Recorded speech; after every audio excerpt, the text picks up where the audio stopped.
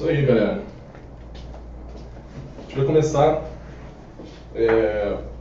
Valeu, cara. Obrigado aqui. Vou botar a mão aqui.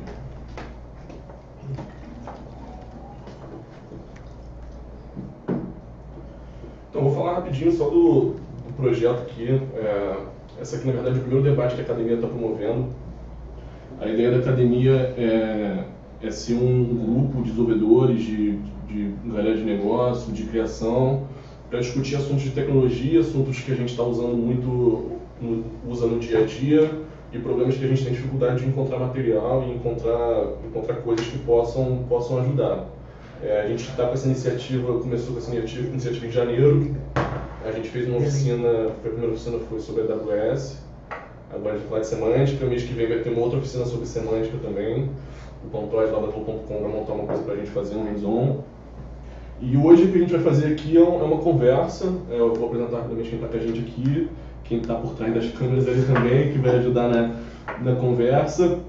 E a ideia é a gente evoluir, a gente preparar algumas perguntas e tentar dar um máximo de informação para ajudar a galera que está tendo dificuldade agora com semântica, ou que vai entrar projetos. A gente mesmo aqui na Aquatix tem essa demanda, acho que o mercado está bastante aquecido em relação à semântica, né? Estava até conversando com o Bruno e disse que isso está vindo para o Brasil há pouco tempo, né? Na verdade, depois do que começou lá fora esse movimento. Vou apresentar rapidamente aqui os dois. Tem mais uma pessoa que é o Ícaro, que está chegando. Esse aqui é o Renan Oliveira, entusiasta de web semântica, desenvolvedor na Globo.com, atualmente no time de recomendação, formado em sistemas de informação, MBA em marketing. Tem experiência com semântica já, né? Eu trabalho com semântica desde janeiro de 2008. Eu estava talvez um pouco antes do que a bolha estourou, assim. Sei lá, posso dizer que eu e o Bruno trabalhamos, sei lá, talvez o primeiro grande projeto de semântica no Brasil comercial tenha sido com a gente trabalhando, com mais alguns amigos. Aproveitou falar do Bruno aqui, desenvolvedor especializado em arquitetura escalável, web, portais, comércio, experiência vasta aí, mais de 10 anos, atualmente diretor de tecnologia na agência TRI, né? Isso. Uma das pioneiras na prestação de serviço web semântico no Brasil, outro cara fera também. O outro é o Ícaro, ele deve estar chegando aí, que está preso no trânsito do Rio de Janeiro. Para quem é de fora aí, ou para quem é do Rio sabe como é que é. Ele chegando, a gente vai chamar ele para pegar o que der. A gente preparou algumas perguntas, a ideia é não estourar um time box, até porque a gente tem uns compromissos, outras coisas que a gente não queria estourar o tempo. A ideia era fazer 50 minutos, uma hora, para não ficar uma coisa muito, muito extensa. E a gente vai evoluindo. A gente está aqui na verdade, eu nem falei, né? A gente está aqui na Aquatix. Esse evento ele é um evento bem teste para a gente, assim, no sentido de tanto de modelo, para ver se é uma coisa que funciona, ferramenta. Então pode ser que a gente a gente terá alguns problemas no caminho, mas a gente vai tentar superar todos eles aí, poder fazer material de qualidade, conteúdo que é o que importa, e depois colocar isso para vocês disponível aí. Se tiver, eu acho que tem gente já conectada aí, né? A galera que estiver conectada aí, vai mandando perguntas. A gente colocou o Facebook Comments lá para ser uma parada dinâmica e vocês não perderem o streaming, então pode mandar ver lá. Tem uma pessoa aqui, o Rafa, que está olhando isso pra gente. Na medida que for pintando pergunta, ele vai colocando aí. E é isso aí. Vamos começar? Vamos lá. Então, beleza. Eu acho que é legal, antes da gente falar do que a gente preparou aqui, tentar entender um pouquinho o que é semântica e, de uma maneira geral, tentar sintetizar quais são os principais objetivos que a semântica prega, que a semântica traz pra gente. Eu poderia começar respondendo essa pergunta de uma forma reduzida, porque ela é extensa. A web semântica é um assunto grande, mas sintetizando, eu acredito que seria dar ao computador o entendimento do que seus dados representam e quais são as suas relações. Né? Eu gosto muito da visão da web semântica como organizador de dados. Eu gosto dela como uma grande ferramenta para poder aglutinar dados e poder organizar seus dados de uma forma mais lógica, não só baseado em storage, não só baseado em guardar informação, e sim dar um significado maior a ela.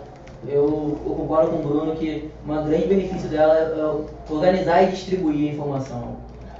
Um exemplo simples seria, por exemplo, saber diferenciar a cor laranja, o laranja da cor da fruta do bandido e também saber quais são os relacionamentos que esse dado laranja pode ter, por exemplo, em determinados contextos. Que uma pessoa pode ser um laranja, né, num processo criminal. Então, quando você busca cor laranja, o que você quer? Esse é um exemplo, né? Um benefício muito bom disso, assim, e como você consegue fazer isso de forma automática, sabe? Porque, vamos imaginar, a cor laranja tem um espectro de cor, né? Você consegue botar no prisma e saber por que aquela cor chegou àquele tom. Você, por exemplo, laranja, que é a pessoa laranja, né? Tá passando por outra. Então você tem uma relação que tá se passando por quem. Então, baseado nessas relações, você consegue saber em qual cenário você tá, e dado esse cenário você consegue inferir, né? Você consegue tentar descobrir qual pessoa que é. Isso, se você imaginar em palavras-chave, vamos imaginar como a web funciona, se construiu hoje, como a web se construiu, e associando palavras-chave a um determinado conteúdo. Aí você associava a palavra laranja a um conteúdo.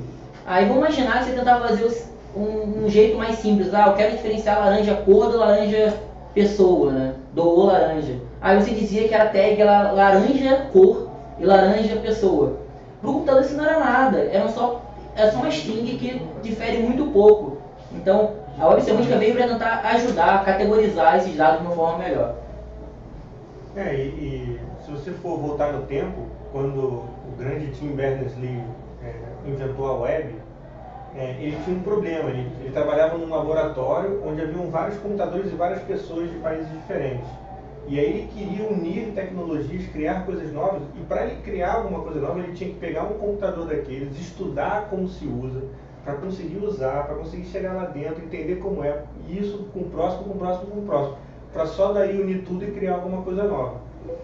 Se for parar para pensar, é natural essa evolução para a web semântica, porque hoje nós temos o mesmo problema, mas não mais com computadores, sim com dados. Sim. Hoje você, para conseguir saber sobre pesquisas científicas sobre células de câncer, você tem que procurar aonde estão esses dados, entender como esses sites funcionam, conseguir chegar até o dado para daí fazer uso dele, depois entrar em outro e descobrir, ou seja, como tornar isso mais fácil? Como eu poderia perguntar, eu quero todas as pesquisas sobre células cancerígenas e vídeo, várias partes do mundo, com vários formatos diferentes, porém o computador me retornar isso. A proposta, inclusive, dele, do Tim Berners-Lee. Até nisso é a minha segunda pergunta, assim. Eu não sou especialista em semântica, eu falei isso com vocês, eu me preparei para conseguir trazer uma visão de desenvolvedor, de pessoa que tem essa necessidade. E quando eu fui pesquisar, assim, por alto, é um projeto de 2001. Então, na verdade, é uma proposta do Tim Berners-Lee de 2001, de como ele via a web, né, essa mudança de paradigma, e já se passam mais de 10 anos aí. Então, enfim, 2013, 2014 tem um tempo grande, e eu queria saber, isso continua sendo um projeto científico, uma proposta científica em estudo, ou isso já ganhou um mercado, já tem aplicações reais acontecendo, coisas que as pessoas podem se aproveitar disso?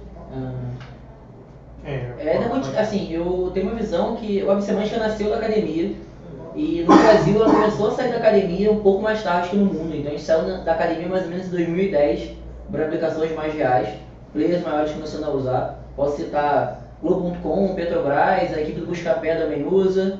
Mas se você for parar para pensar nos players internacionais como o Google, o Facebook e o Yahoo.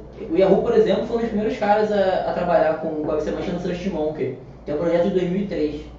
Então você pode ver que lá atrás, lá fora, eles na verdade estão pensando, estavam mais próximos à academia da indústria. Aqui no Brasil ainda existe uma separação entre o que a academia faz e o que a indústria provê. Então, mas eu acredito que já está mais alinhado. Por exemplo, você pode ver outros assuntos hoje fomentados, por exemplo, recomendação de conteúdo, Big Data, muitos dados. Você pode ver que hoje a academia está mais próxima da empresa. Hoje a web semântica, por exemplo, é uma verdade. Hoje a web semântica é uma verdade em muitas empresas, e ela ajuda no dia a dia dela. E eu acredito que as empresas pegaram um nicho só, que é o nicho de organização de dados, e tem muitas informações para pegar. E com certeza existem muitas aplicações reais, né, como o Renan falou, e eu posso citar o caso mais famoso de uso da web semântica, é o da BBC, da Copa do Mundo de 2010, onde todo o portal da Copa do Mundo foi feito com web semântica. Nós temos também o Tripit, não sei quem aqui já usou algum planejador de viagem, um planner. É o aplicativo mais famoso que usa web semântica no seu núcleo, e quando você vai planejar sua viagem, ele vai te oferecendo tudo, teatros, coisas em restaurante, hotel, passagem, tudo isso de forma automática e inteligente. Ou seja, existem várias formas de usar a web semântica. É uma tecnologia que está mais madura hoje. Pode ser que em 2007, 2008 não era tão madura. Não era tão madura lá no começo, quando a gente começou a usar, era bem difícil, mas hoje ela já está bem. Como é que foi nesse momento que vocês começaram a usar? Imagino que devia ser, obviamente, bem mais escasso do que hoje em relação a material e a conteúdo. Onde é que vocês foram buscar isso? Nas próprias empresas que proviam o banco de dados semânticos, a gente teve que participar, inclusive, do desenvolvimento, mandando patches, mandando bug. Uma outra coisa, assim, a gente teve que pesquisar na academia, para falar. Outro ponto, assim, onde é que a gente conseguia informação? Naquele momento, tinha alguns papers publicados, todos eles fora do Brasil. O estímulo no Brasil era algo muito embrionário ainda, muita visão de, por exemplo, como escala isso, não tinha muito essa visão de como eu faço isso para mais pessoas, como eu faço isso num grande portal. Lá fora tinha alguns papers, a BBC começou a trabalhar lá atrás, e a gente, na época, eu e o Bruno, a gente participou, por exemplo, da migração. Tinha muitos bancos na época que eram baseados em Java para poder entregar a solução. Aí as soluções depois foram migrando para C, foram para linguagem de banco de dados. A gente viu a linguagem de banco de dados mudar também conforme o tempo. Tinha muitas aplicações no início que usavam SQL, por exemplo. E hoje tu vê raríssimas aplicações hoje que usam banco de dados relacional para tentar fazer uma solução de web semântica, usando nós. Nós participamos de listas de discussão da área com muitos professores, buscamos professores da área, inclusive um brasileiro. Tem um brasileiro muito bom na área, principalmente na área de modelagem de dados, chamado Giancarlo Guizzardi, que ele é um dos precursores da web semântica no Brasil. Ele vem da área de modelagem, então ele é muito bom o que a gente chama de ontologias, né, que são os vocabulários. Então ele nos ajudou muito a ensinar como construir essas ontologias, qual é o processo ideal. Então a gente aprendeu muito com a academia para trazer para o mercado nessa época, em 2008. O Evandro, vocês não estão vendo ele aí, mas tem uma galera aqui. O Ica chegou aí. Chega aí, cara. O Ica acabou de chegar aqui. Vou aproveitar aqui também e colocar ele na roda. Chega aí, cara. Chega aí. Só aqui, é tudo. Chega um pouquinho para trás, vai dar pra ver. Um pouquinho assim, E aí, Guilherme? Beleza, cara. Manda pergunta aí, seu Evandro. Dúvida. Ontologia no web semântica, ela é usada tendo o mesmo significado que a gente tem de ontologia na inteligência artificial, que a gente vê na faculdade? Ontologia na web semântica é o conceito de, por exemplo, de criar relações, né? De criar um vocabulário. Inteligência artificial. Sim, que é um vocabulário. Representar o conhecimento. Sim, porque representar o conhecimento é uma coisa bem difícil, né? Talvez seja a arte mais complicada por trás da semântica. Talvez seja o grande, eu acredito que ainda seja como o grande gap de conhecimento das pessoas que começam a estudar a semântica. Como que eu vou organizar e distribuir meus dados, tornar a unicidade as coisas. Como é que eu faço isso de uma forma mais simples? Hoje existem alguns vocabulários prontos para isso. Existem ontologias para filmes, para pessoas, mas ainda é um estudo ainda longo, sabe? Existe um trabalho a ser feito ainda. Eu acho que simplificar isso é um trabalho que, por exemplo, o Yahoo, Google e a Microsoft, com Google Search, com o Yahoo, parte de busca, e o Bing, eles estão começando eles trabalham num projeto chamado Schema.org, schema.org. É um projeto que já tem alguns vocabulários, por exemplo, para cinema, para organização, para eventos. Eu digo, assim, um vocabulário em crescimento, então eles aceitam contribuições, eles aceitam visões. E é uma visão, talvez, para quem está começando desenvolvedor, é uma visão muito mais prática, porque ele tem vocabulário restrito, não dá para representar tudo, não dá. Mas é um vocabulário que já tem algumas descrições bem feitas, ele já tem um padrão, está bem documentado, e é bom que isso reflete, você já vê o benefício do que você está fazendo, sabe? O sistema.org é até mais simples de usar, porque são tags para você colocar no seu HTML. E as engines de busca vão lá e entendem sobre o que você está falando e melhoram o seu ranking naquele assunto. aproveitar e apresentar o Ícaro aqui. A gente começou tem 10 minutos. O Ícaro é desenvolvedor de softwares, focado em aplicações semânticas, já está na Google.com junto com o Renan, né? Candidato a PHP na PUC Rio, mestre em ciência da computação. Foi até por isso que chegou atrasado, né? Tava um pouco, tava lá estudando um pouco. Então a gente pré-doutora aí, o cara domina o assunto. A gente acabou de iniciar agora nas perguntas, cara, fica à vontade para colocar também. Vou avançar um pouquinho aqui. É bem claro assim pra gente que a semântica ela é uma nova visão sobre a web, né? Uma nova forma de ver. E aí eu perguntei, falei, cara, isso vem para substituir, assim, ou não? Isso é uma coisa que eu acho que é uma pergunta interessante. Ela vem para compor, como é que ela se relaciona? Como é que vocês veem isso no cenário de coexistência da semântica com a web tradicional que a gente vê? As páginas web, quando elas existem hoje, elas vão continuar existindo. Quer você coloque semântica ou não. Mas a visão de semântica, a visão que o Tim Berners-Lee tinha no começo, quando ele criou a web mesmo, assim, que ela fosse um grande repositório de compartilhamento de conhecimento. De informação. E não só renderizar páginas e apresentar produtos e fazer sites. Uma das grandes. Tem uma apresentação bem famosa do Tim Berners-Lee, né? Eu acho que foi no TED, se não me engano, no TEDx. Foi. Botei um grupo lá pra esquentar. Essa é muito boa, e ele diz lá esse claro problema que o Ícaro acabou de falar. Ele diz que a web estava ficando. O HTML, por exemplo, a estrutura da página estava muito mais visual do que provavelmente um significado. O que aquilo representava? Nada mais do que uma marcação para eu colocar um CSS e apresentar bonito. No final estava virando isso. Aí ele falou, poxa, as máquinas de busca tem todo um trabalho maior, todo mundo tem um trabalho maior para fazer um crawler, para encontrar uma informação. Como é que eu faço isso de uma forma mais objetiva? Como é que eu... Tá bom, eu não posso mais separar isso, né? Eu tenho que prover essa ferramenta ainda, uma ferramenta muito usada.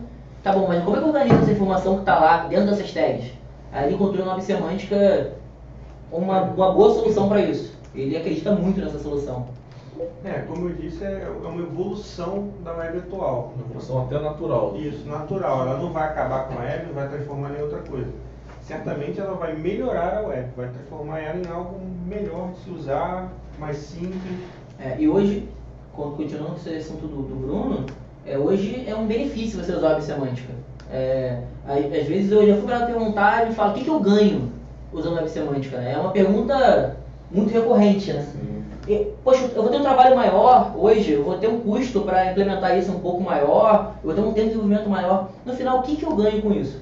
Assim, termos práticos, contando toda a organização do seu conteúdo, distribuição, esse é o benefício interno da sua empresa. Externo, como é que é? Hoje os mecanismos de busca valorizam uma página bem anotada. Hoje o SEO, o Google, por exemplo, valoriza as marcações que você tem lá, as metadatas, o RDFSA, que é uma marcação em HTML, o schema.org. Então você tem ferramentas de busca que fazem hit snippets, né? Que são aqueles snippets diferenciados, com foto, dizendo o local que aquilo dali está. Ele busca, na verdade, dessas anotações. Então é um benefício para o seu produto também de ser mais fácil encontrado. É uma forma de encontrar ele melhor. Então, não só tem benefício para a empresa, como também para a distribuição do seu conteúdo, sabe? E sem contar que você ainda provê seu conteúdo de uma forma mais eficiente, né? Você está recomendando sobre alguma palavra, sei lá, manga. Você quer recomendar sobre manga de blusa, na verdade, que você é uma empresa de tecido. E você tem o nome do site é manga, um exemplo. E você vai acabar sendo encontrado por manga fruta o tempo todo. E isso não é o seu core business, né? É aquilo que sua empresa foi feita. Então, uma máquina de busca, na final, é quase a mesma coisa. Então, a websemântica vem ajudar muito nisso. Vem ajudar a desambiguar. Um benefício muito bom. Uma outra pergunta aqui. Na minha pesquisa eu vi que um dos objetivos da semântica, talvez o grande objetivo, é desenvolver um modelo tecnológico, né, que permita a cooperação e interoperabilidade entre diferentes fontes de dados, entre diferentes bases de informação. Aí a pergunta é a seguinte, nesse modelo, a gente até falou algumas coisas aqui sobre ontologia, sobre dados, basicamente, dados linkados, ontologias e consultas. Esse modelo atualmente, ele está maduro ou a gente ainda vai ver mudança nessas definições? Como é que vocês veem isso? Hoje ele está mais maduro, bem mais maduro, e as mudanças elas estão mais graduais. As propostas do novo Spark, as propostas novas do RDF, são todas de acréscimos e pequenas mudanças que não são compatíveis para trás. Então, ela já está num ritmo de melhoria contínua, como todas as outras coisas na informática, e madura, para ser usada em produção por tanto grandes empresas como pequenas empresas. Hoje eu recomendo o uso de web semântica, né? Hoje acho que assim, existia um receio, por exemplo, acontece projetos, por exemplo, que pessoas começaram a fazer e a tecnologia estava muito matura, né? Tanto, vou dar um exemplo de bancos de dados, por exemplo. Exemplo de bancos de dados que não aguentavam muitas conexões simultâneas, problemas do tipo, você tinha que fazer cache em cima de cache, em cima de cache, para poder você não ter problema com o banco. Aí você perdia um pouco do valor, né, daquilo muito novo, do fresco, da relação, e hoje isso já está muito maduro. Hoje, por exemplo, tem projetos bem grandes de bancos de dados de grafo, né? Eu posso citar o Neo4j, que é um projeto que hoje em dia é um projeto que eu uso para brincar, é um projeto que eu curto, que é um projeto que estrutura bancos de dados em memória, usando relações, e tem várias possibilidades de construção de grafo. Existe o Virtuoso, um projeto um software que nós já usamos bastante, que é uma solução de triplas, que ele faz um triplo store, né? Ele guarda a informação em 3 passos, né? Que é sujeito, predicado e objeto, que talvez seja a grande graça da web semântica, né? Eu tenho esses nós bem definidos, né? Eu tenho, por exemplo, eu posso dizer sobre vestuário, por exemplo, eu posso dizer que o Bruno está com uma camisa verde. E camisa verde é um objeto, tem uma propriedade que é texto, então camisa verde é feita de 100% algodão. Um exemplo, feita de algodão. E algodão já leva outra coisa. E algodão já leva outra coisa. Então, por exemplo, essa outra coisa, vamos imaginar, sei lá, que a planta. Né? Eu posso dizer que a planta de alguma forma conseguiria chegar no Bruno. Por exemplo, todo mundo que vestiu uma blusa que veio dessa planta. Se eu tivesse as relações todas bem definidas, bem trabalhadas, eu poderia chegar nesse nível. Que é um nível que, se você pensasse na web como é que ela está hoje, com dado mal estruturado, com dado... Imagina, eu teria que criar tabelas hoje, num banco de dados relacional, que criar várias tabelas. E só que essas relações são vivas, né? Se a gente pensar que elas mudam conforme o tempo, elas são atemporais ou temporais, elas... Não é nem que não dê para fazer no banco relacional. É um trabalho. É muito mais complexo do que usando uma ferramenta específica. Então essas ferramentas específicas estão bem maduras hoje para uso em projetos em produção. E as bases não vão mudar. As URIs continuam a base principal, o RDF é a segunda base principal, o Spark continua evoluindo, mas já melhorou. Na primeira versão ele não tinha modificação do banco. No Spark 1.1, que é o Spark Update, já tem modificação de banco. As implementações dos bancos de dados estão melhorando. A maioria dos bancos de dados que tinham de Spark, eles eram implementações de bancos relacionais que tinham uma camada RDF. Hoje já está começando a surgir algumas soluções que já usam sistemas de arquivo otimizados para tratar com triplas. Então a tecnologia só tende a crescer e as bases já foram definidas. Eu acho uma coisa importante, talvez a gente diga, para as pessoas talvez não tenham ainda muito habituadas com o conhecimento, talvez a gente tenha usado aqui alguns termos não tão comuns, mas só para a gente já acertar logo aqui no início. URI é um identificador único sobre um objeto, né? Então, por exemplo, o URI diz que o Bruno Carvalho que está aqui só pode ser esse Bruno Carvalho. Eu não tenho uma relação, eu não posso ter 2 identificadores para a mesma pessoa. Então, esse é um dos preceitos da web semântica, né? Os dados são únicos, né? As URIs que é o que diferencia a laranja da fruta, da cor e do bandido. Porque não são textos, né? São objetos, né? Se eu for parar a pensar em orientação objeto, nosso dado mais comum, né? Assim, as URIs, na verdade, no final são quase objetos. Tem relações, tem atributos, e só são representados em forma de URI. E aí outra coisa que a gente falou, que a gente fala de Sparkle aqui, mais de uma vez a gente falou, Sparkle é a linguagem de query para bancos de dados de grafo, seguindo o padrão da W3C, né? Porque você pode usar, por exemplo, o Neo4j, que não usa esse padrão. Eu aconselho muito o uso de padrões W3C, principalmente do Sparkle, porque é mais fácil, mais fácil encontrar documentação, está muito bem especificado, você encontra documentação do Sparkle abundante na internet. Ainda, infelizmente, 99,9% do conteúdo vai estar em inglês. Então é fundamental, você nem repetir que desenvolvedor precisa entender, saber inglês, precisa ser proficiente. Porque hoje o conteúdo está lá. Então, são duas bases que a gente usa bastante, e o Spark ele usa URIs para as consultas. Ele usa texto também, por exemplo, pode dizer que o atributo se tem um data property, que é uma relação do tipo data property, é uma relação entre dados e string, por exemplo. Eu digo que o Bruno Uri tem um nome Bruno Carvalho. E eu tenho uma relação de objeto para objeto, que seria o Evandro tem um MacBook, que é o MacBook do Evandro e não um MacBook de outra pessoa. Você já está falando de Sparkle, é a tecnologia de consulta, né? Sim. E é possível você consultar dados que estão em outro domínio? É para permitir isso ou não? É para fazer consultas internamente?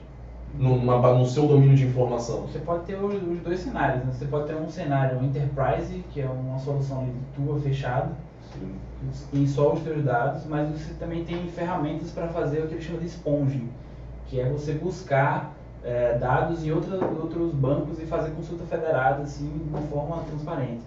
Essa, na verdade, é a grande sacada assim, Até por isso a importância do uso do padrão nesse caso, né? Isso, e do uso de URIs também, né? Para você conseguir fazer um mapeamento entre um banco de dados meu e um outro que o Renan faz. Talvez seja legal nesse ponto a gente tocar num assunto que eu acho que é um dos grandes benefícios da Web Semântica, que é a Lloyd, que é Linked Open Data, que é uma nuvem que você vai lá e, por exemplo, vamos imaginar que eu sou uma empresa que sabe muito sobre filmes. Então eu vou lá, crio um vocabulário todo, crio uma ontologia sobre filmes e falo o seguinte: olha, eu estou cadastrando um filme aqui, Duro de Matar 4.0. Duro de Matar 4.0 tem esses atores, foi gravado neste local. Então, vamos imaginar, olha como eu economizo o trabalho. Eu teria que cadastrar na minha base um filme, que eu teria que pesquisar sobre aquela informação, eu teria que copiar de algum lugar. Hoje não. Eu tenho a possibilidade de ir lá naquele banco, porque esses bancos são públicos, eles usam o Sparkle 90% das vezes, e tem outra porcentagem, ele é muito bem documentado sobre as ontologias que estão sendo usadas. Então eu posso ir lá e buscar uma nova informação. Vamos usar um cenário bem real. Tem a DBpedia. A DBpedia, para quem não conhece, é um projeto que eu sou muito fã. Ele simplesmente é a Wikipedia. Ele é a Wikipedia em forma de triplas, é a DB na brincadeira, um monte de dados sobre os dados da Wikipedia. A DBpedia é uma sacada genial de um cara que percebeu que em cada página da Wikipedia tem um canto com dados, né, chave-valor ali. Aí ele pegou esses dados e triplificou em ontologias. Então, todas as páginas da Wikipedia. Então, por exemplo, eu acho lá acho tanto Michael Schumacher a Dom Pedro II, eu encontro muitas informações sobre eles. Então, pra que, assim, outro ponto da Web Semântica, pra que eu vou ter o Dom Pedro II aqui no meu cara? Aí normalmente eu falo, não, os mais radicais. Quem é o meu cara? Os mais radicais dizem, pra que eu vou ter o Dom Pedro II na minha base? Isso. Pra que eu vou ter? Normalmente os mais radicais dizem, não, você não precisa ter nunca. Eu sou a favor do seguinte, vamos imaginar que 90% desses dados estão em inglês, as relações estão em inglês. Você quer ter o seu dado em português, vamos imaginar que você tem esse cenário. Beleza, existe uma relação que você diz que esse seu predicado, que essa sua URI é igual àquela outra. Então você facilitar algumas questões no futuro, por exemplo, você quer atribuir mais informações a esse cara e não quer deixar público, um modelo de negócio seu. Então você pode usar isso no lado pessoal, assim. Então o Lloyd agrega bastante em questão de reutilizar a informação que está distribuída na internet. Gustavo, tem uma dúvida, manda aí. E quão performático é para você fazer essas consultas em outros bancos? Eu tenho, depende de onde é que for. Servidor, né? Eu tenho como política, se é crítico para você não ter aquela informação, você tem algumas políticas de você fazer como se fosse um storage do seu lado, como se fosse um mirror, sabe? Quando você baixa um arquivo de vários lugares, vários domínios, você pode fazer um mirror daquele lugar aqui. Você pode ficar sincando todo dia, toda hora, depende de quanto você quer isso, e manter um dado storage local. É até bom você ajuda também o cara, se para pensar, em distribuir a informação dele. Eu acho que é um benefício para os dois lados. Existem várias estratégias para você minimizar o impacto da performance. Realmente, você ir buscar um dado que está na Índia, outro que está na Inglaterra e outro que está nos Estados Unidos, não vai ter uma performance boa se você tem um site em tempo real que a pessoa fica esperando essa busca. Então, o que o Renan falou é muito certo. Como estratégia, como os dados são abertos, você pode ir lá, pegar eles e botar do seu lado e fazer essa união aqui. com isso minimizando o impacto. Mas eu imagino que na solução Enterprise isso seja um problema mais recorrente. No momento que você está ali, de repente, anotando conteúdo, preparando aquela informação, o teu banco de dados tem que estar performando essas queries em tempo real, né? E por isso o que chama de sponging. Você puxa todos os dados para o seu Faz lado, pelo deixa domínio, aqui, bota aqui e faz o acesso, né? faz acesso no local. Você falou do DBpedia, Isso.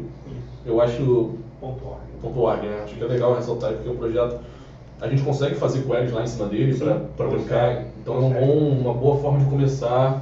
Eu diria que é o melhor lugar para você começar. Assim. Você quer começar a brincar, a Web tem um ponto bem legal, que é o ponto do endpoint, né? Isso a gente falou dos mandados públicos no LOD e tal, e são endpoints. Eles têm uma página que você vai lá, onde ele tem face web, você digita uma query Sparkle e tem resultado. Você dá pra fazer isso por HTTP, né? Você pode fazer isso mandando um GET pra lá, montando sua query local. Então é um bom lugar pra começar. O endpoint da DBpedia é dbpedia.org/Sparkle.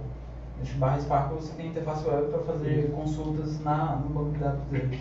Dá para fazer programaticamente também. Sim. Não só pela web, mas como você pode desenvolver um scriptzinho que faz a query. É possível, sei lá, usar o cara que é leigo ver Sparkle, imagina o SUSE com SQL. No SQL a gente insere, remove e atualiza dados. É possível também ou não? O Sparkle, por essa questão de você estar consultando informações, por padrão, você consulta a informação. Tem níveis de permissão. Tem endpoints que devem permitir você alterar, tem endpoints que provavelmente não deve permitir. A maioria dos caras que estão na loja não permite alteração. Eles permitem, por exemplo, você descobriu um dado errado.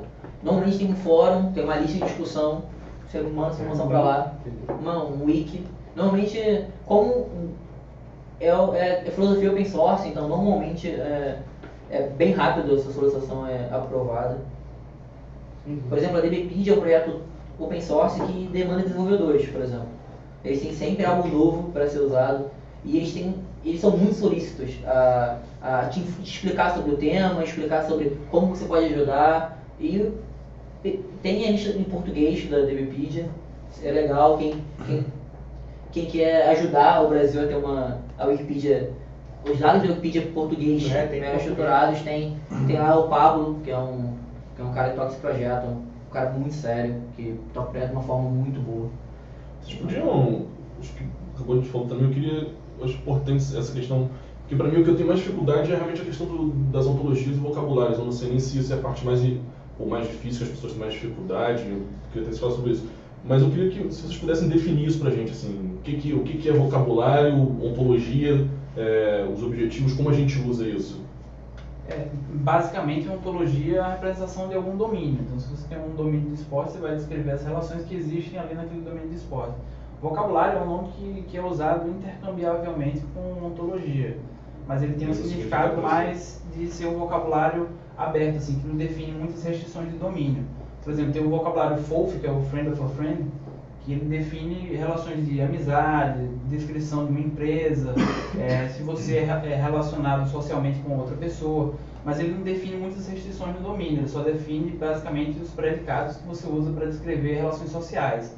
E aí, na tua ontologia de aplicação, é que você vai descrever, por exemplo, que uma pessoa ela tem que ter obrigatoriamente um nome. E aí você coloca que ela tem obrigatoriamente um FOF name. Mas como você está usando o mesmo vocabulário, outra pessoa que define outra ontologia que usa também FOF name, vai saber que FOF name é o predicado usado para definir nomes. E aí você tem um vocabulário único para aquilo ali. E aí você tem vocabulários para diversas coisas. Por exemplo, o Music Brains ele já é uma ontologia, ele já tem dados também sobre música. Ele não é só a definição do esquema de dados.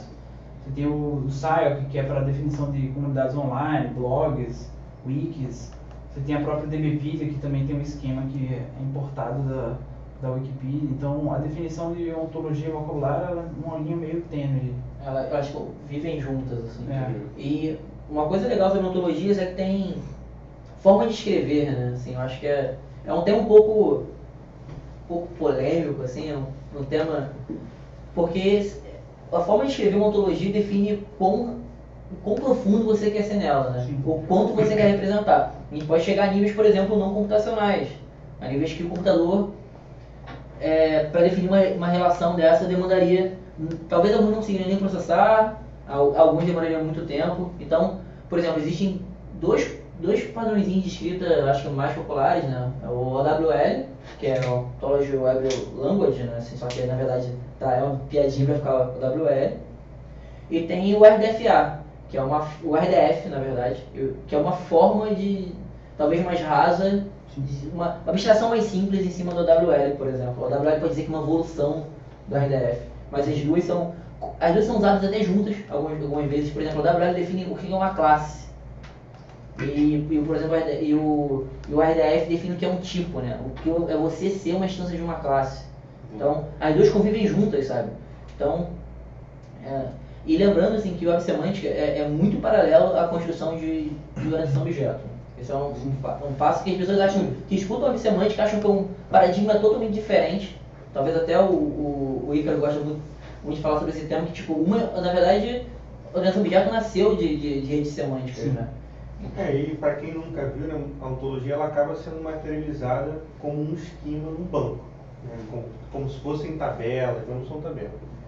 E o grande desafio é você montar essa ontologia, você criar essa ontologia. Tem muitos guias para você seguir e chegar a uma ontologia. Uma coisa ideal seria você primeiro começar a olhar ontologias prontas, para começar a entender como isso funciona, porque é um assunto complexo, grande. E só vendo mesmo com a mão na massa que...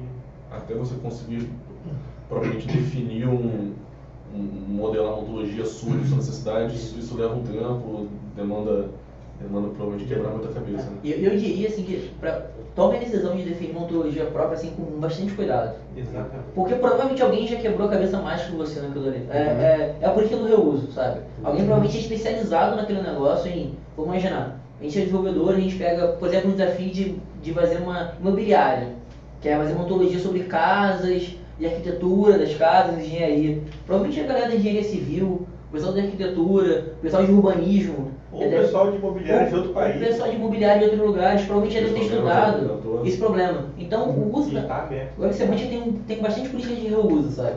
Então, é aquela política. Alguém já fez? Não está tudo aquilo que você quer? Vai lá, ajuda o cara. Provavelmente o cara não teve todo o tempo do mundo, mas ele já quebrou algumas cabeças.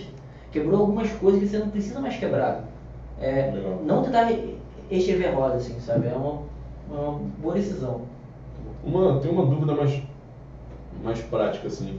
É possível usar as tecnologias da semântica internamente para melhorar a experiência do usuário, sem necessariamente que isso você tenha que expor? Você até falou que a questão do Enterprise, né? Isso é totalmente viável e tem sido bastante usado, né?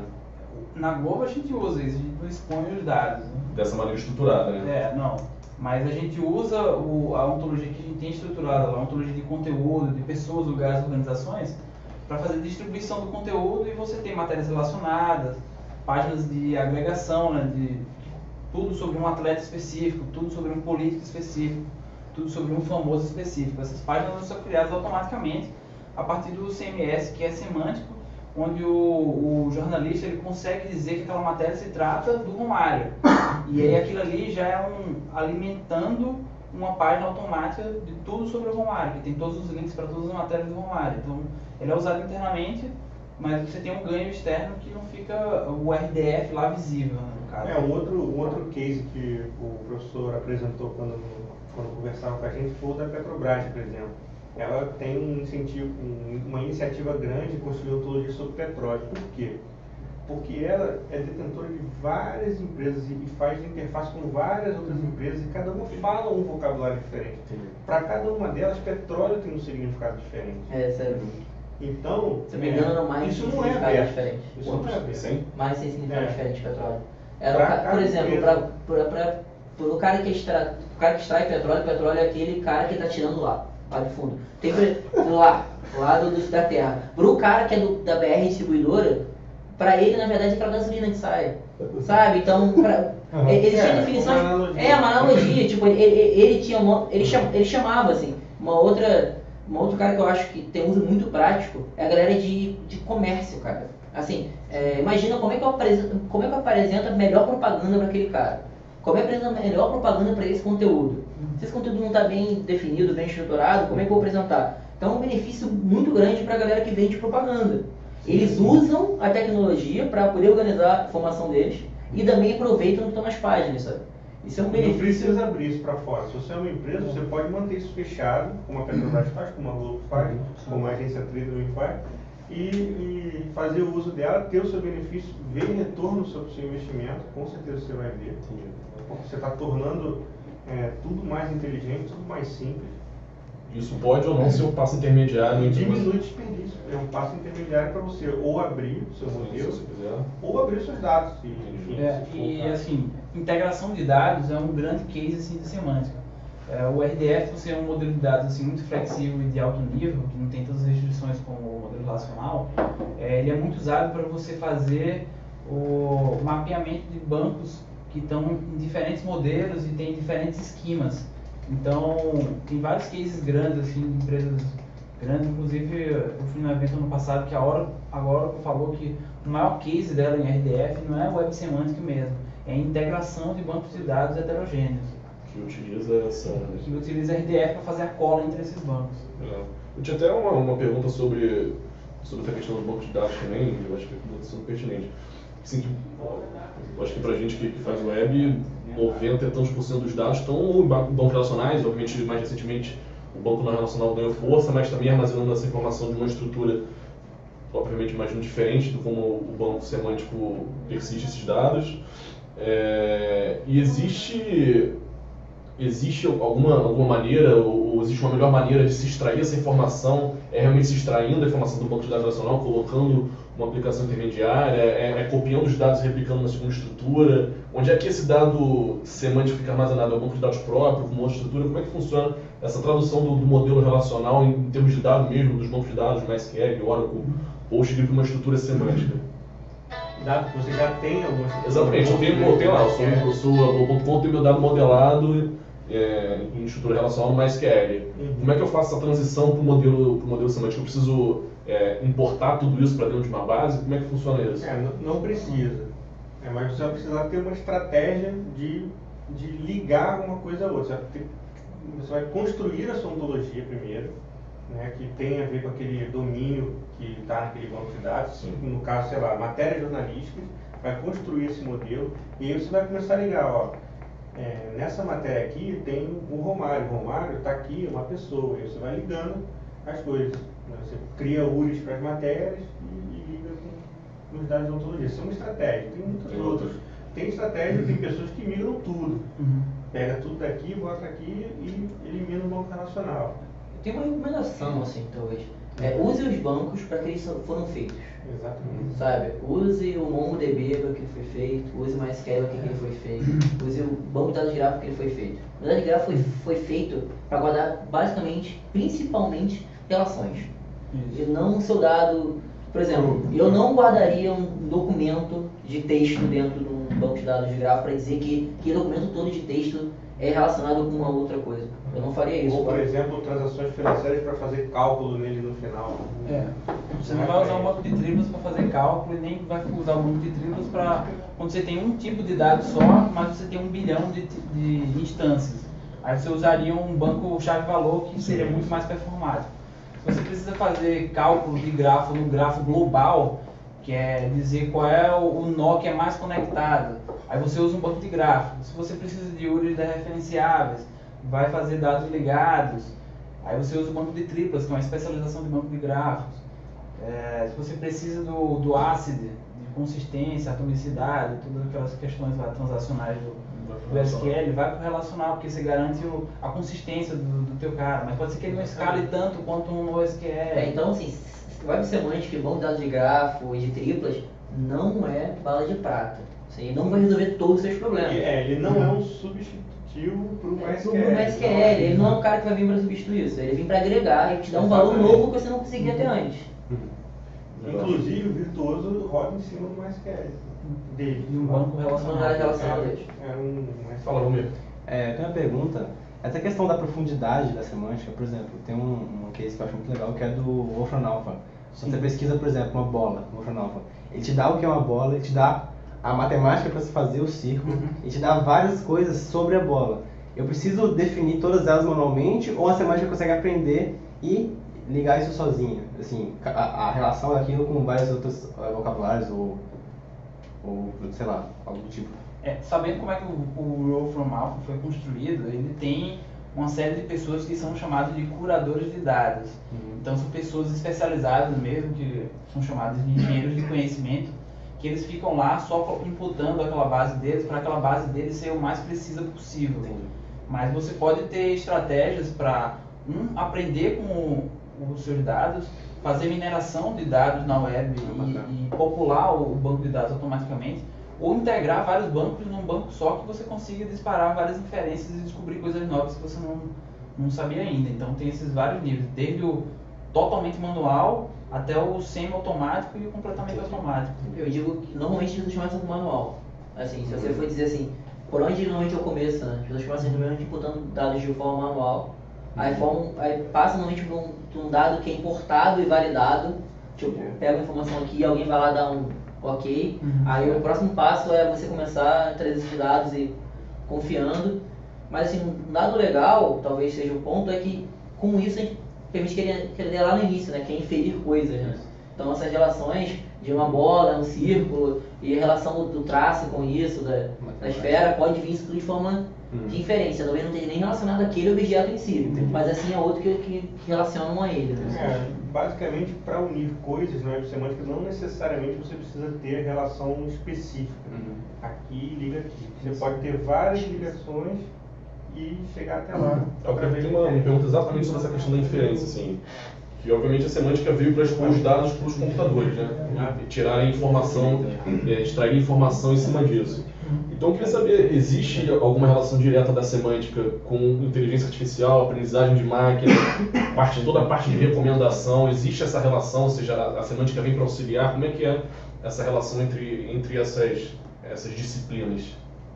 Eu tenho trabalhado hoje em dia, assim, com recomendação de conteúdo, né?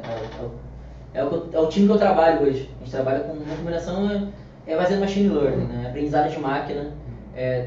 Vamos imaginar um cenário que o web semântica conseguiria me ajudar, que ele me ajuda hoje. Eu tenho meu dado estruturado, eu tenho meu dado uma organização boa. Vamos imaginar, eu já não tenho que procurar isso de uma forma. Vamos imaginar a questão das palavras-chave. Vamos imaginar que eu tenho boas estratégias de descobrir palavras-chave. Uma estratégia conhecida na área é TF-DF, que ele tenta encontrar as palavras mais frequentes naquele texto ou menos frequentes em outras. Então, tipo, o Google aparece bastante nesse texto, mas aparece, dado o meu cenário de todos os meus documentos, o Google aparece pouco. Então, digo que Google é uma palavra-chave. Então, esse é um cenário, mas eu poderia pegar outras palavras nesse meio. Mas com semântica eu consigo dizer coisas que não estão escritas lá, por exemplo. Exemplo que eu posso anotar Rio de Janeiro, eu posso dizer que aquela matéria está relacionada com o Rio de Janeiro e por inferência descobrir que está no Brasil, ou no estado do Rio de Janeiro, ou na região sudeste. Coisas que... Ou que ela fala sobre empresas de TI. Empresas de TI, por exemplo, que não está escrito. Mas tem o Google, que é uma empresa que é da área de TI. Então, por exemplo, eu não conseguiria uma estratégia de TF-DF, uma estratégia de conhecimento de keywords, as mais conhecidas, elas não chegam a esse ponto. Então, se eu alinhar uma estratégia de descobrir keywords e alinhar isso com pesos, que machine learning trabalha muito com peso, né? Quanto eu dou de importância para essa informação que eu tenho e quanto eu dou para outra. Se eu dou uma importância maior que eu tenho em web semântica, porque dado que eu vou conseguir descobrir mais dados a partir dele, a web semântica pode virar seu diferencial de negócio. O que eu sei sobre aquela informação que outras pessoas não conseguiriam fazer tendo a mesma informação que eu. Vamos imaginar que todo mundo poderia crawlear a internet toda. Qual a minha decisão de negócio como empresa que outras empresas não têm? Eu tenho meu dado bem estruturado, fui eu que fiz. Então na verdade eu sei o que isso significa. Eu sei que quando eu fiz um copo, eu sabia como é que ele foi feito, como começou a produção dele, quando terminou, quanto tempo foi feito. Porque outras empresas montam o copo.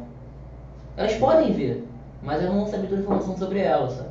Então a web semântica pode, na área de organização de conteúdo, de machine learning, ela pode ser o diferencial entre se você fazer uma recomendação igual todo mundo faz, usando algoritmos bem conhecidos. Vou citar dois aqui bem rápido, que é Collaborative Filtering, que é quem viu aquilo, viu também. É um algoritmo usado na Amazon, no Netflix, em vários lugares. Eu poderia fazer algoritmos baseados no que está no texto, que é, dado que você viu um texto, pode ser que são parecidos com aquele outro, dado o texto. Mas e aí, como eu consigo fazer relações entre essas entidades, esses indivíduos semânticos, essas URIs? Só quem tem esse poder vai ser quem tem a noção semântica. Seja público ou não, mas quem tem. Então pode virar um diferencial de negócio. Essas áreas elas se encostam, mas para machine learning não necessariamente precisa usar a web semântica. Porém, a web semântica vem trazer valor para essas áreas de inteligência artificial. As estratégias são diferentes, né? A aprendizagem de máquina se parte de dados brutos e você tenta extrair conhecimento a partir daquilo. Por exemplo, na área de mineração de dados, um exemplo clássico de mineração de dados é você tinha lá exemplo de supermercado e você descobriu uma relação que não era conhecida antes, que é que quem compra fralda e é homem também compra cerveja na mesma feira. Coloca um perto do outro. Você não imaginaria isso, e você vai colocar o produto um perto do outro para facilitar o teu cliente. Uma vez que você consolida isso pode virar uma regra no teu banco de semântica. Né? O banco de semântica trabalha com fatos mesmo, com regras. Enquanto que a aprendizagem de máquina tenta descobrir ali de todas as instâncias de dados que você tem, o que é uma regra, ou é uma regra em 90% dos casos.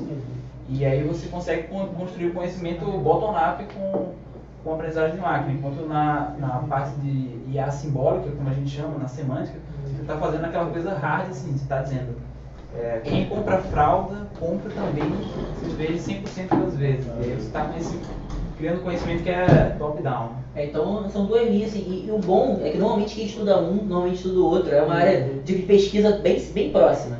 Normalmente os professores ou fazem as pesquisas dos lados, ou trabalham em par, porque são linhas, vamos ser ainda honestos, são áreas que tem ainda franco desenvolvimento ainda, tem muita coisa para acontecer, e tem muito case para ser feito. Como a gente brinca, tem muito professor querendo escrever muito paper ainda. Então, tem muita coisa para ser feita. E tem muita aplicação. Então, são áreas que trabalham juntas e eles sempre se esbarram. É comum eu estar estudando sobre um tema e acabar caindo no outro tema e voltando para esse tema original. Só para dar um exemplo aqui, o mesmo autor do Programming the Collective Intelligence, que é um livro bem legal sobre recomendação e machine learning, é também um autor do Programming the Semantic Web, o mesmo. Que é o melhor livro de Web Semantic. Legal. Quando eu pergunto aqui sobre segurança assim, dos dados, essa coisa do domínio da informação, na web proposta pela semântica, toda informação presente ela está exposta de uma maneira estruturada. Então você faz todas as anotações e, pelo menos foi isso que o Tiber sugeriu, né, que você apresentasse esses dados de uma forma crua para que outras pessoas pudessem juntar a sua informação com outras informações e extrair novas informações, novas inferências. Aí eu me pergunto, isso traz algum problema de segurança da informação para a empresa que oferece o dado? Obviamente hoje você pode fazer o scrap lá da página da HTML do cara, você consegue extrair aquela informação, então talvez fosse um engano você achar que o HTML não está, o dado não está ali, né? Mas a semântica te dá isso de uma maneira muito mais estruturada. Isso é um problema, pela experiência de vocês, isso representa um problema ou não? Depende da tua visão de negócio. Você vai expor o que não é o teu core business, o que não vai afetar o teu modelo de negócio, né? Entendi. Pelo contrário, né, que vai te ajudar. Por exemplo, se eu, lá na Globo.com, se eu abro os dados da página de novelas e eu consigo edição por parte dos usuários, me livrando do peso que tem que contratar jornalistas para escrever aquilo e construindo um engagement ali em cima da plataforma, eu estou ganhando dinheiro. Agora, se eu vou lá e exponho meus dados esportivos, por exemplo, que são usados por vários clientes, inclusive a TV que paga por aquilo, talvez eu esteja perdendo dinheiro e não queira expor aqueles dados. Então é uma questão de negócio mesmo. Quanto a colaboração vai agregar para o seu trabalho, sabe? Eu não diria que é um problema de segurança. Eu acho que não tem um problema de segurança na medida que você escolhe quais dados você abre. Eu diria que é muito mais um problema de qualidade dos seus dados quando você abre para alteração. Que é o que ele está falando. Se eu permito um usuário mudar os meus dados sobre novelas, eu estou correndo o risco disso ficar ruim. E aí eu preciso ter alguma estratégia, tipo o Wikipedia, de ter revisores, pessoas que vão lá e não deixam que coisas ruins continuem. Mas, por exemplo, para o governo está com um projeto de transparência dos dados, que vai usar muita semântica, e eu estou muito na torcida para que isso dê certo.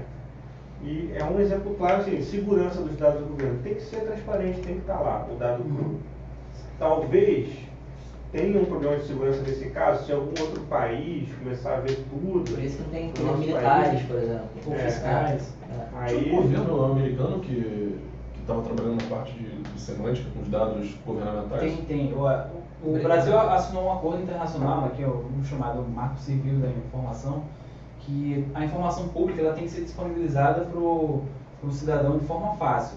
E aí existem portais no mundo inteiro de dados governamentais. No Brasil é o dados.gov.br, nos Estados Unidos é o data.gov e tem o data.gov.uk também no Reino Unido. É conhecido como projeto DataGov, assim.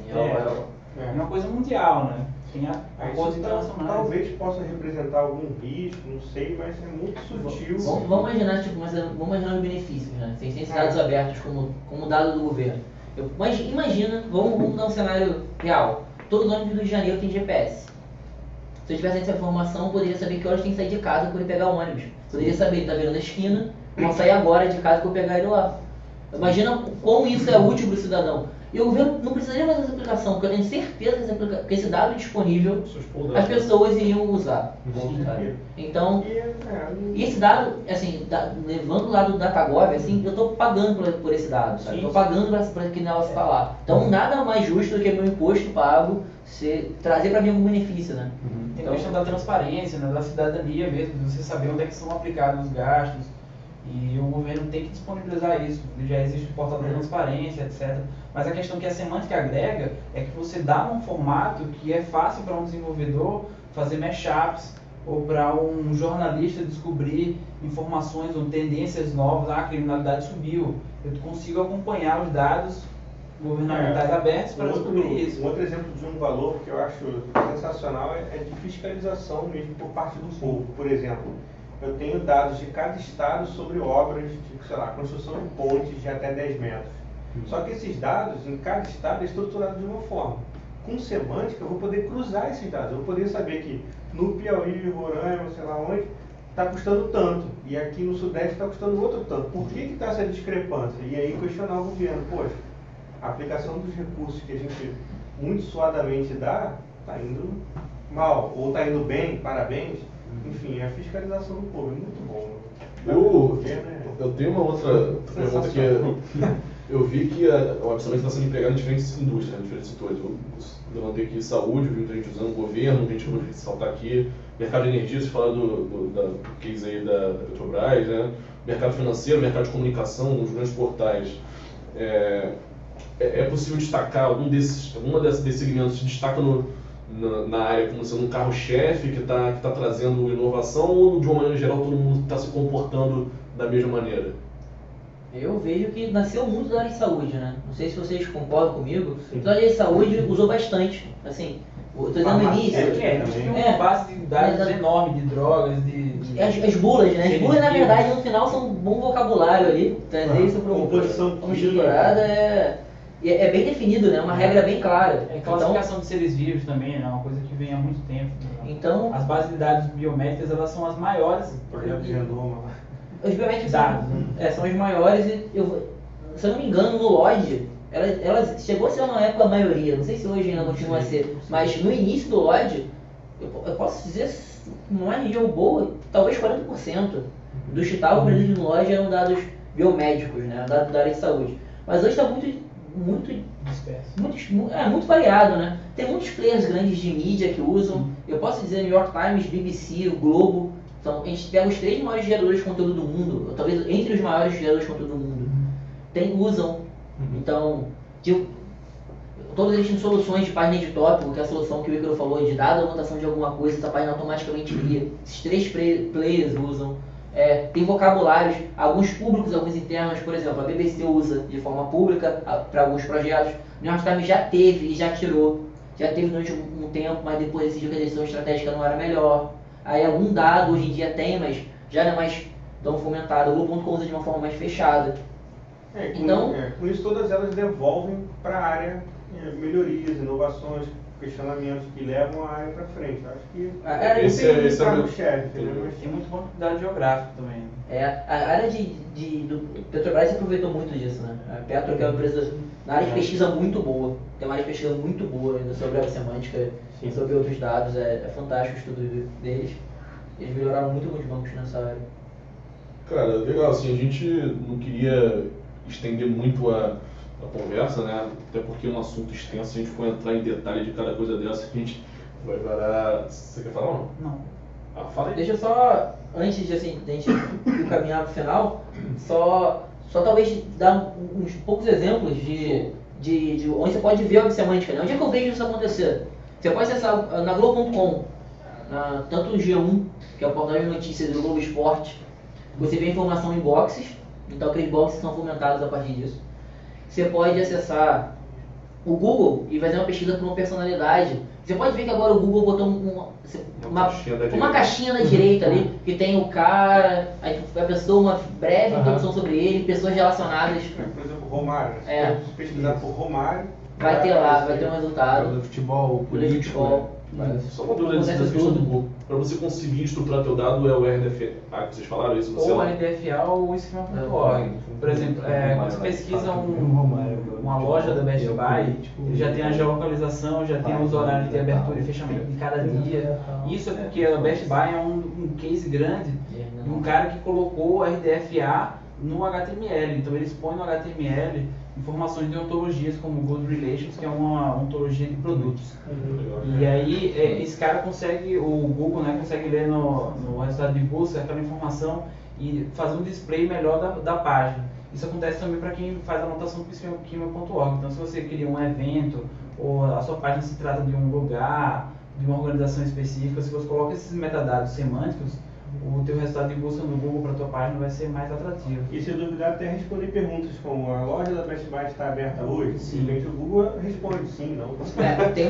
Tem um case talvez assim, bem novo, né? Bem novo, que eles usam um vocabulário fechado, que é o case do Google, da busca social, né? É um case, se você for para pensar em dados estruturados ali, eles usam a possibilidade de ter um vocabulário para poder... Facebook, a busca social do... Eu falei do Google? A busca do Facebook. Então, eu posso pesquisar meus amigos, por exemplo, que gostam de Sparkle. Eu posso descobrir meus amigos que gostam de Sparkle que moram no Rio de Janeiro. Então, eu sigo essa navegar... E a interface dele de linguagem natural é que é sacada. Tem outro, assim, um outro exemplozinho que é um cara de busca que está nascendo, para pessoas que não gostam muito do Google, que o Google tenta inferir quem é você, e tenta, tem um cara chamado DuckDuckGo. Ele, o que ele faz? Ele tem um site de busca que você procura uma palavra e pergunta se aquela palavra é qual daquelas. Por exemplo, você procura por bambu, você procura por Romário, ele diz qual Romário você está falando, qual bambu você está falando, para tentar descobrir conteúdo melhor, específico para aquele cara, sem tentar adivinhar. Então, em algumas buscas ele é bastante útil. Principalmente para as coisas difíceis de achar. Que o Google vai, enfim, trazer muita coisa estranha. Fala um pouquinho, Bruno, pra gente lá, como é que você está lá na lista tribo que vocês têm feito. Nós temos participado de um grande projeto no Infoglobo, uma das empresas das organizações Globo, que é o jornal. E temos feito alguns projetos de montar cursos de web semântica que já estão no forno aí quase saindo.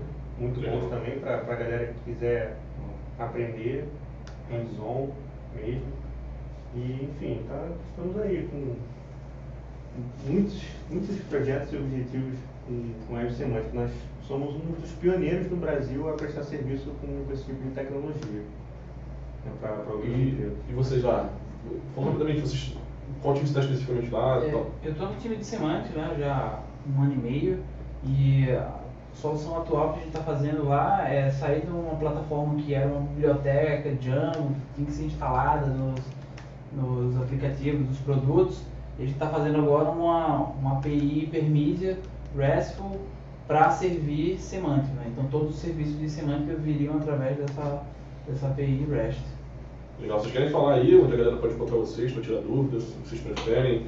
Posso botar lá também depois no site os contatos, né? Vocês vão ter Twitter, vocês preferem ou não? Eu tenho um blog que tenta falar um pouco sobre a semântica, Sparkle. Sei lá, eu sou um dos poucos caras que tenta falar isso em português, que é o renanoliveira.net, que aí vocês me encontram tudo lá, vocês vão no meu Twitter, encontram meu e-mail, eu respondo os e-mails na boa, de dúvidas, podem mandar, não tem problema nenhum. Tem algumas apresentações no LightShare, vocês encontram pelo blog também. Acho algum caminho para me encontrar. Meu Twitter é @Bruno Carvalho, eu também estou no LinkedIn, no Facebook, você vai encontrar no link. Não vai embora. Meu nome é Bruno Mendes GSD Carvalho, eu sou o único no Brasil, se procurar meu nome, acha tudo sobre mim. Então é bem fácil eu encontrar na internet. O meu login principal é Ícaro Medeiros, então é facebook.com/Icaro twitter.com/, Gladshare, Ícaro Medeiros, tudo isso. Quando a gente foi passando aqui, eu nem vi se vou dar uma olhada aqui se rolou uma pergunta. Acho que não, acho que a galera tá dormindo até. Não, a gente teve um probleminha com o streaming. Teve, né? É. Mas rolou ou não? Ainda não. Não tava transmitindo? Tá transmitindo, mas tá falhando, tá intermitente, aí tem que o pessoal tá reclamando. Pô, que vacilo, hein? Mas beleza, a gente vai fechar aqui e a gente vai subir o vídeo. Então, É isso que eu falei aqui. finalizando, E subindo. assim, se surgirem perguntas, nós podemos responder também depois. Claro. Nós falamos sobre muitas referências, seria legal a gente depois passar essas referências, gente... DuckDuckGo, os livros, as pessoas. A gente até tá, pra galera acessar, né, academiatech.com.br. Aí lá em cima tem o Faça Parte, joga para um grupo no Facebook. E pô, eu acho que a gente podia, vou convidar vocês, joga lá no grupo, joga lá, porque inclusive incentiva a galera a entrar lá também. O Facebook é algo que todo mundo tem, né? Mais fácil. A gente tá tentando esse modelo aí de lista lá, né? Tem outras unidades legais que estão acontecendo lá, Rio JS, Startup, então a gente tá tentando esse modelo aí, que é uma coisa mais interativa. Gostaria de agradecer de novo vocês aí pela presença. É um assunto que a gente vai falar mais vezes, conto com vocês para poder ajudar a gente, para poder ajudar a comunidade. Vocês deixaram os contatos, espero que a galera procure vocês aí. Eu com certeza vou procurar, porque a gente aqui também tá entrando nesse bolo, a gente tem muita dúvida, tem muita necessidade. Vou agradecer também aqui os parceiros da Academia Tech, a galera que ajudou a gente bastante no primeiro evento, nesse evento, pelas coisas que a gente quer fazer, a ideia é fazer um evento por mês. Então ainda vai vir aí hackathon, vai vir uma série de outras coisas legais. Convido vocês também, convido quem tiver ouvindo a gente. O eCompany, que é o espaço co-working onde a gente faz oficinas aqui no Downtown. O Infinet, lá no Instituto, que tem ajudado a gente também, oferecendo espaço e outros tipos de material. O Videolog, que é um parceiro nosso aqui da Quatix de bastante anos e está ajudando a gente com a questão do material, do vídeo e também divulgar bastante a academia. Também a Quatix está cedendo parte do meu tempo para tocar esse projeto, cedendo espaço, que é uma coisa... eu sou diretor de tecnologia, sou sócio e a gente tem outros projetos para tocar, então foi bastante... Agradeço a galera que deu a oportunidade de a gente levar esse projeto para frente. E é isso aí, galera. Espero que vocês tenham gostado. Para quem não conseguiu pegar o streaming, a gente vai subir o vídeo já. Depois a gente posta os links. A gente posta os links tudo lá no grupo. Entra no grupo lá no Facebook que a discussão vai seguir lá. Beleza. Valeu, galera. Valeu.